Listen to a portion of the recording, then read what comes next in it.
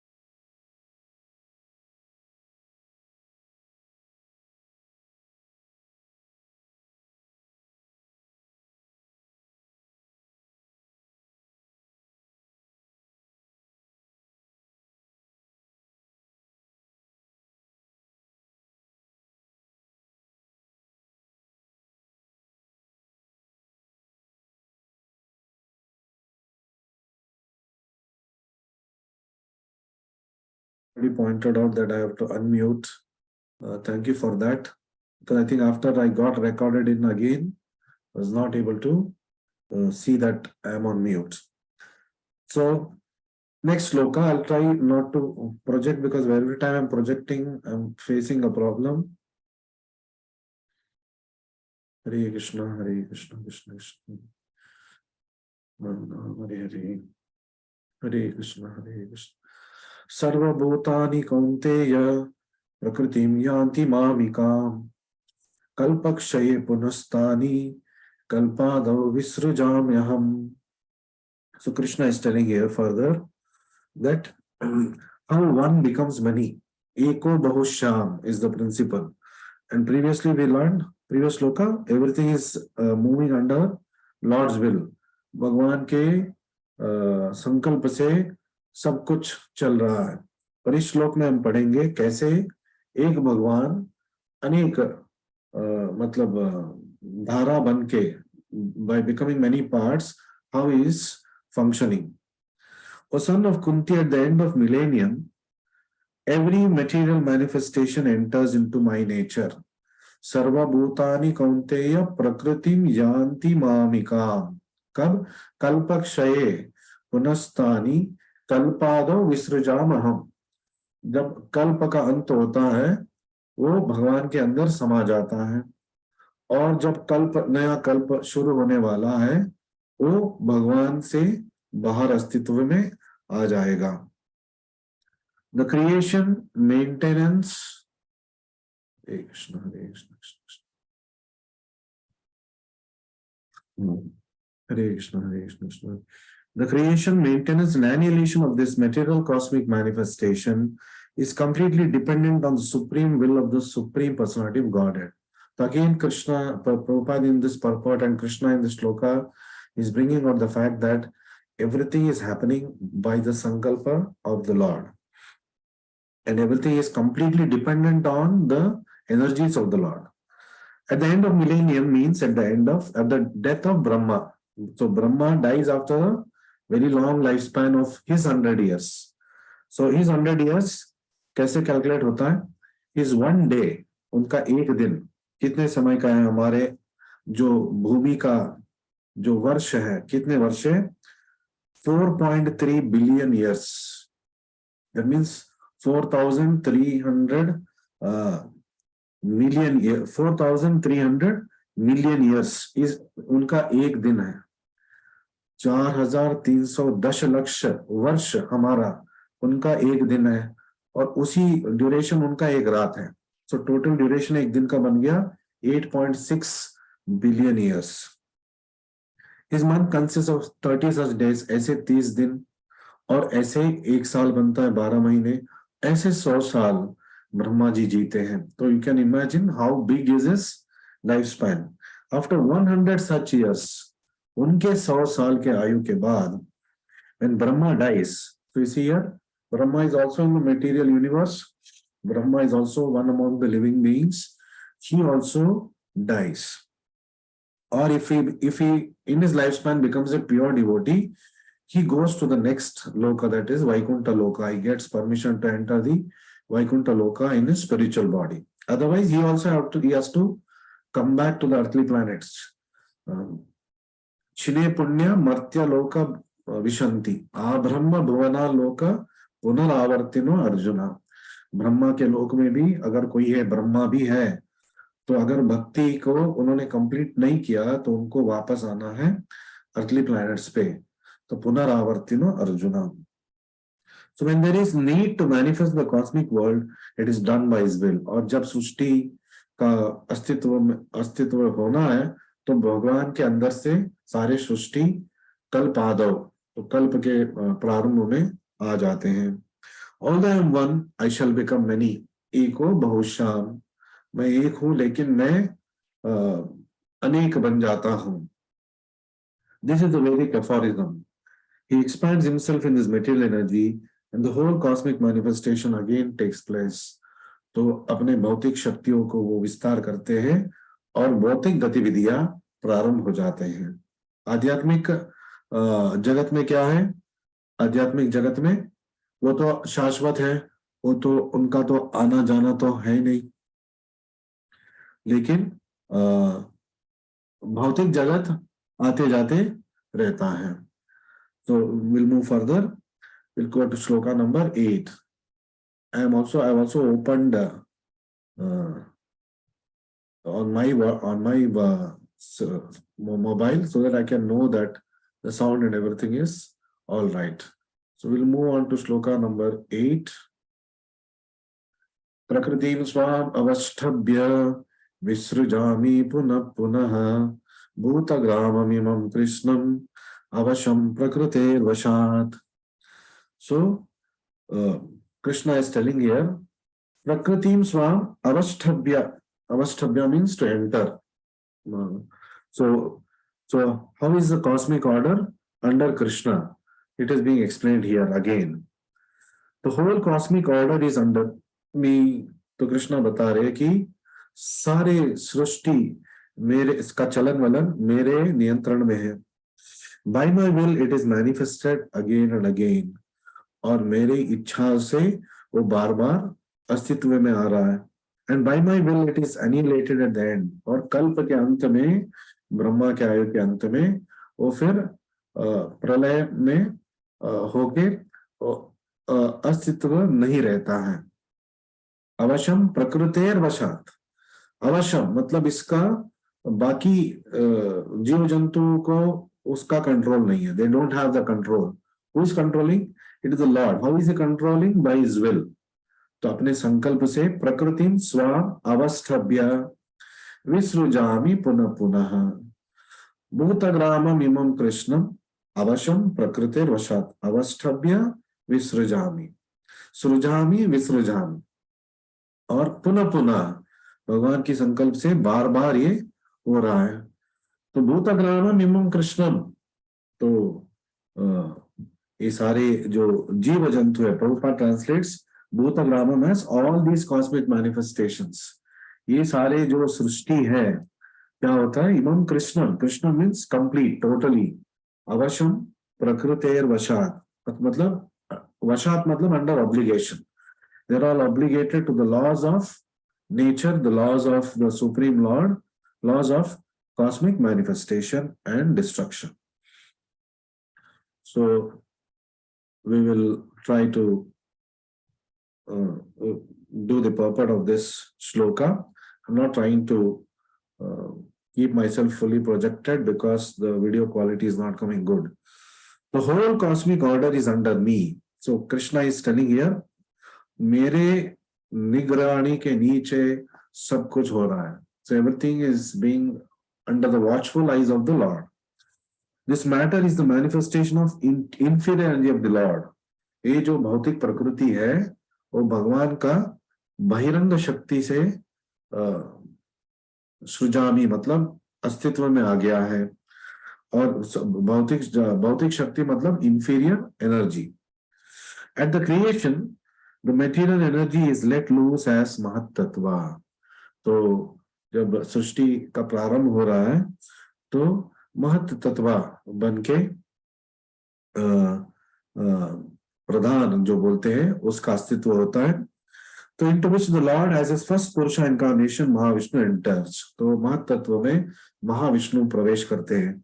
इनको बोला जाता है कारणोदकशायी Vishnu. Mahavishnu is also known as कारणोदकशायी Vishnu. Then he lies within the causal ocean. तो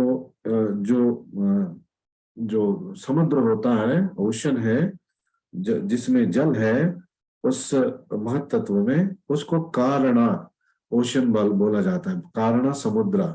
इसलिए महाविष्णु को कारणोदकशायी विष्णु भी बोलते हैं.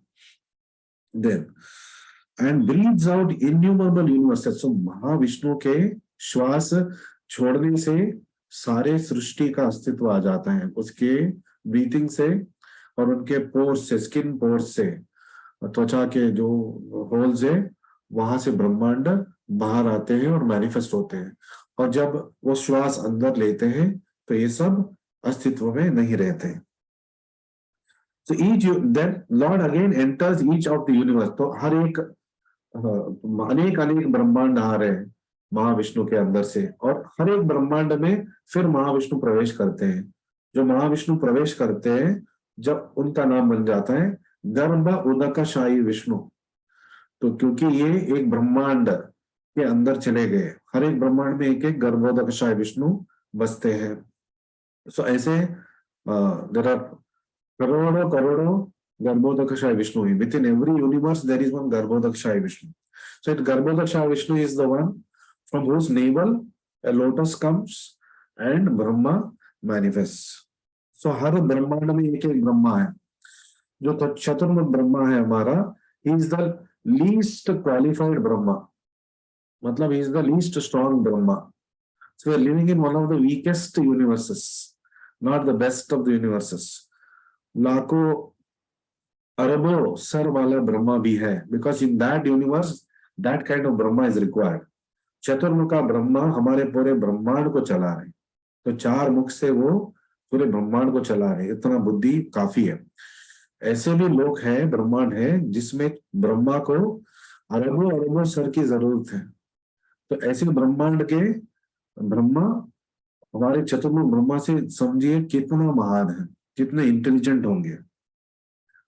सो then in each universe he still further manifests himself as Kshirodakashayi Vishnu, and he enters into everything, even into the minute atom. तो जो गर्भोदकशायी विष्णु है, फिर वो क्षीरोदकशायी विष्णु का रूप लेते हैं और वो सृष्टि के हर वस्तु में प्रवेश करते हैं, हर चीज के अंदर वो प्रवेश करते हैं, और उनका नाम है Kshirodakashayi Vishnu. So this 3 Vishnus we must know: Karanodakashayi Vishnu, Garbhodakashayi Vishnu, Kshirodakashayi Vishnu. It's not very difficult to understand. Now, as far as the living entities are concerned, they are impregnated into this material nature. तो ब्रह्मांड के अंदर सारे जीव जंतुओं का इम्प्रेग्नेशन करते हैं भगवान, तो उनके अंदर है, वो उसको स्थित कर देते हैं उस ब्रह्मांड में। फिर thus the activities of this material world begin. The activities of the different species of living beings are begun from the very moment of creation. तो ब्रह्मांड के सृष्टि के हर जो पहलू है फिर प्रारंभ हो जाता है। The different species of life are created immediately among the universe. तो हर ब्रह्मांड में जीव जंतु का सृष्टि हो जाता है। And it is not that all is evolved. ऐसा नहीं कि नए नए सृष्टि हो रहा है, वे अस्तित्व में थे, सुप्त स्थिति में चले गए, अब फिर अस्तित्व में आ गए। Because जीवा is eternal. जीव जो है वो सनातन है। Men, animal, beasts, birds, everything is simultaneously created. तो सारे सृष्टि एक वक्त में सृष्टि होता है। So it's not like the theory of evolution given by Darwin. पहले ये था, फिर ये हो गया, फिर वो हो गया, फिर चिंपैंजी आया, फिर मानव आया। ऐसे that is not the theory that is given in Bhagavatam. What is given in Bhagavatam is everything was created simultaneously. मनुष्य भी था, मछली भी थी, बैक्टीरिया भी है, वायरस भी है पहले से ही। So and they are created along with the universe. ब्रह्मांड के साथ सृष्टि होते हैं, so everything is happening simultaneously.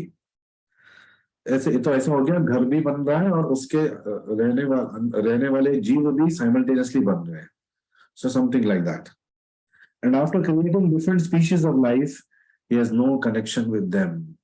तो सारी सृष्टि उन्होंने बना लिया, लेकिन डायरेक्टली वो किसी से इन्वॉल्व नहीं है। The creation takes place to accommodate the inclination of various living entities. तो ये सृष्टि बनता क्यों है, क्यों बनाया भगवान ने ये सृष्टि को? बिकॉज जीव का इच्छा है, केवल भगवान को क्यों एंजॉय करना है, मुझे भी एंजॉय करना है, मुझे ऐसे एंजॉय करना है, मुझे पानी में तैरना है, मछली बन जाएंगे, पानी में तैरने में बहुत शक्तिशाली बनना है, शार्क बन जाएंगे, और मुझे भूमि में रहना है, घास बन जाएंगे, नहीं मुझे तेजी से दौड़ना है, सात्विक रहना है, हिरण बन जाएंगे, मेरा इच्छा है मांस खाने का, शेर बन जाएंगे। So this is called theory of evolution, where अपने कर्म के अनुसार, अपनी इच्छाओं के अनुसार जीव अपना अगला शरीर बना रहा है और उसके लिए already facilities are there. It's like a supermarket where the person is automatically given the different bodies according to his work, not that he can select. ऐसा नहीं कि वो जाके सेलेक्ट कर सकता है मुझे मानव बनना है. हम इस जीवन में क्या कर रहे हैं उसके ऊपर हमारा अगला शरीर को निरूपित किया जाता है. So everything is already, it is like अगर आप ट्रैफिक सिग्नल रेड लाइट तोड़ेंगे तो इतना फाइन देना पड़ेगा, हेलमेट नहीं पहनेंगे तो इतना फाइन देना पड़ेगा. All the rules and regulations are already there. सारे नियम पहले से ही है. तो जो नियम तोड़ेगा उसकी सजा उसके हिसाब से मिलेगा. शायद जो अच्छा रूल्स ट्रैफिक रूल्स फॉलो करेगा उसको पुरस्कार भी मिलेगा. Good citizen will also get rewarded. So the creation takes place to accommodation the various inclinations of the living entities, and the Lord does not become involved with it. और भगवान इसमें भाग नहीं लेते हैं. So it means to say that the Lord remains aloof from it. So we'll try to fit in shloka number 9. We have about 6 minutes time. I think we should be able to fit in shloka number 9, at least 60-70% of purport we should be able to cover. So now Krishna further says Nachamam tani karmani nibadnanti dhananjaya udasina vadasinam asaktam teshu karmasu. So what is Krishna telling here? Krishna is telling here that Lord is neutral but always in control. So very important it is. मतलब government is neutral but still it is always under control. How is it neutral? अगर आप कोई भी गलती करेगा उसको सजा मिलेगा, अगर कोई अच्छा काम करेगा उसको पुरस्कार मिलेगा, चाहे कोई भी हो. So it's called as neutrality. That means laws are applicable to everybody. So Lord is also allowing the laws to be applicable to all living entities who come to this material world with some desires. So, O Dhananjaya, all this work cannot bind me. Nachamam tani karmani nibadnanti Dhananjaya. ये सारे जो जीव जंतुओं का कर्म है वैसे मैं इसमें बंधा नहीं जा सकता. I am ever detached, udasina, and seated as the neutral, vadasinam, asaktam teshu karmasu. तो मैं न्यूट्रल पोजीशन में बैठा हूं और मैं उदासीन हूं, लेकिन मैं बैठा हूं, सबका नियंत्रण कर रहा हूं अपने पूर्व रचित लॉज ऑफ नेचर से. So one should not think in this connection that the supreme person of Godhead has no engagement. तो इसका मतलब भगवान के लिए कोई काम है ही नहीं. No, ऐसा नहीं है. In a spiritual world is always engaged. भौतिक जगत में उनका कोई इंटरेस्ट नहीं है. लॉज बना दिया है, चलता रहेगा. यहाँ पे कर्म के अनुसार जीव जंतु काम कर रहे, लेकिन आध्यात्मिक लोक में प्रेममय जीवन चलता है तो उसमें भगवान भाग लेते हैं अपने भक्तों के साथ. In Brahma Samhita it is stated he is always involved in his eternal blissful spiritual activities. Ananda Chinmaya Rasa Pratibhavitabis Pabirya Viva Nija Rupa Taya Kalabi. सारे उनके अंश भी उसमें भाग लेते हैं. कहाँ पे? गोलोक एवं निवसति, गोलोक में निवास करते अखिल आत्मभूतो. लेकिन अखिल आत्मभूता, हर एक के हृदय में भी भगवान बैठे हैं, हर परमाणु के अंदर भी भगवान बैठे हैं. लेकिन वो कहाँ पे है? वो गोलोक में है. गोलोक में भी वो निवास करते हैं. मतलब गोलोक में निवास कर रहे हैं, लेकिन उनका जो एक्सपेंशन है परमात्मा बन के हर एक के जीव में अंदर है, हृदय के अंदर और परमाणु के अंदर भी है. So this is something that is beyond our conception. हम इसके बारे में हम नहीं कर सकते, we cannot think of this. So although he has control over every minute detail of matter, he is sitting as if neutral. ऐसे बैठे हैं कि Udasina. The example can be given of a high court judge sitting on his bench. जैसे कि high court में कोई जज बैठा है, by his order so many things are happening, तो वो साइन कर रहे हैं, केस सुन रहे हैं, ऑर्डर्स दे रहे हैं और नेक्स्ट केस बुला रहे हैं, so lot of things is happening. ऐसे लगता है कि बस बैठे हैं, लोगों को सुन रहे हैं, बट एक्चुअली जज is doing a lot of things. Someone is being hanged, someone is being put into jail, someone is awarded a huge amount of wealth, but still is neutral. तो किसी को 10 लाख रुपए उन्होंने जुर्माना दे दिया, किसी को 10 लाख रुपए कॉम्पेंसेशन दे दिया, किसी को जेल में डाल दिया और किसी को उन्होंने बाइज्जत रिहा कर दिया, किसी को क्या बोलते हैं आजीवन कारागार दे दिया, किसी को बोल दिया मरण दंड दे दिया। ये कैसे दे रहे हैं? How he is giving judge? Is he giving it by his own whims and fancy? He is being neutral. जैसे केस आर्ग्यू हो रहा है उसके मेरिट के हिसाब से he is giving the judgment. So he is not actively involved to say that he is not taking part in what should be done. Final result, because of the actions, reactions, arguments, he is giving one judgment based on preset laws. So that is how the Lord is also working. Udasina Vadasinam Asattam. By the pre-existing laws, the works of the universe is going on in material world. In Goloka, he is enjoying his Rasa Pratibhavita Abhi. Prati means every second. Rasa Pratibhavita Abhi. He is enjoying the Rasa with his devotees. The living entities take the different forms in various species of life according to their past deeds. So भौतिक जगत में हम कैसे आए? हमारे पूर्व कर्म से. So that's why when we get distressed here, we always think मैंने किसी का कुछ नहीं बिगाड़ा है, तो मुझे इतना दुख क्यों आ रहा है? I have not done anything wrong to anybody. Why am I getting so much of distress? Because it is not about only one life. It is about many lifetimes baggage that we are carrying, and it is getting unfolded. खास तौर पे जब वृंदावन धाम में वास करने कोई आता है तो इट इज एक्सेलरेटेड, बिकॉज जितना जल्दी हो सके शुद्धिकरण होना है, तो भगवान कर्म का भंडार फूटने देता है हमारे ऊपर।